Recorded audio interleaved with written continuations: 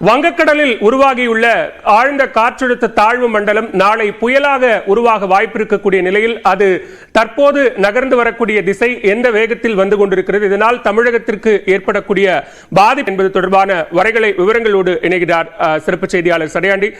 தற்போது பாலச்சந்திரன் சில விஷயங்களை சொல்லியிருக்கிறார். அதன் அடிப்படையில் எவ்வளவு தூரத்தில் தற்போது அந்த புயல் சின்னம் என்பது இருக்கிறது, இது எப்போது புயலாக உருமாறும், தமிழகத்திற்கான பாதிப்புகள் என விரிவாக பதிவு செய்யலாம்.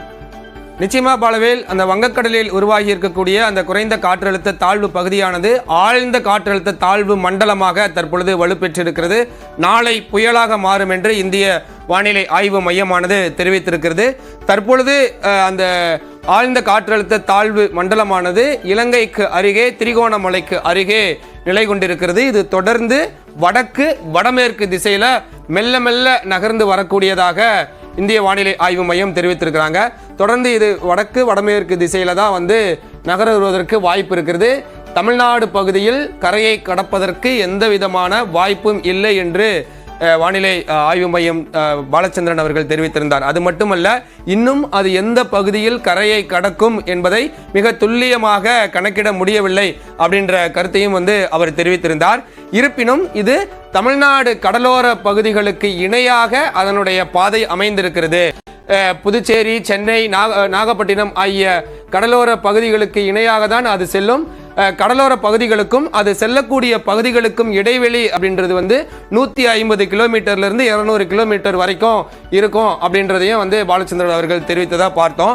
இருந்தாலும் இந்த 150 கிலோமீட்டர் அப்படின்றது மிக நெருக்கமான ஒரு பாதையாகத்தான் நாம் புரிந்து கொள்ள வேண்டும். ஏனென்றால் இதனுடைய கண் பகுதி தான் 150 கிலோமீட்டர். இதனுடைய சுற்றளவு கிட்டத்தட்ட 100 கிலோமீட்டருக்கு மேல் இருக்கும்.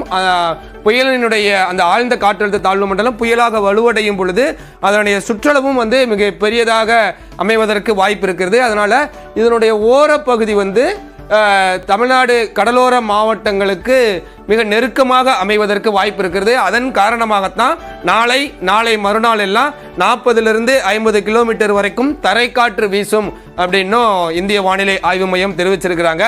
தொடர்ந்து இது வடக்கு வடமேற்கு திசையிலேயே தான் நகர்ந்துகிட்டு இருக்கு, மிக மெதுவாக நகர்ந்து கொண்டிருக்கிறது என்பதையும் பாலச்சந்திரன் அவர்கள் தெரிவித்ததை நம்ம உன்னிப்பாக கவனிக்கப்பட வேண்டும். 10 கிலோமீட்டர் வேகத்தில் தான் இது தொடர்ந்து நகர்ந்துகிட்டே இருக்கு. அதன் காரணமாக தமிழ்நாடு கடலோர மாவட்டங்களுக்கு இணையாக செல்லும் பொழுது அது மிக மெதுவாக செல்லக்கூடிய வாய்ப்பு இருக்கு. மிக மெதுவாக செல்லும் பொழுது இந்த சுழற்சியானது மலை மேகங்கள் எல்லாத்தையுமே நிலப்பரப்பை நோக்கி நகர்த்துவதற்கு அதிகப்படியான வாய்ப்பு இருக்கு. இந்த மாதிரி பிங்க் கலர்ல இருக்கிறது எல்லாமே அதிகப்படியான மழை பொழிவை உருவாக்கக்கூடிய மலை மேகங்கள். அந்த மலை மேகங்கள் எல்லாமே நிலப்பரப்பை மோதும் பொழுது அதிகப்படியான மழை பொழிவை உருவாக்குவதற்கு வாய்ப்பு இருக்கு. அதனால தான் அந்த இன்றைய தினம் டெல்டா மாவட்டங்கள்ல 3 மாவட்டங்களுக்கு அதி கனமழை எச்சரிக்கை விடுக்கப்பட்டிருக்கிறது. நாளைய தினம் 2 மாவட்டங்களுக்கு அதி கனமழை எச்சரிக்கை விடுக்கப்பட்டிருக்கிறது. இந்த 2 தினங்களுக்கு அடுத்தபடியாக சென்னையை நோக்கி மிக அருகாமையில் வரும் பொழுது நாளை மறுநாள் அதற்கு அடுத்து 3 தினங்களுக்கு சென்னையில கன முதல் மிக கனமழை எச்சரிக்கையானது கொடுக்கப்பட்டிருக்கிறது. பாலவே, தற்போதைய விரிவான விவரங்களுக்கு நன்றி சடையாண்டி.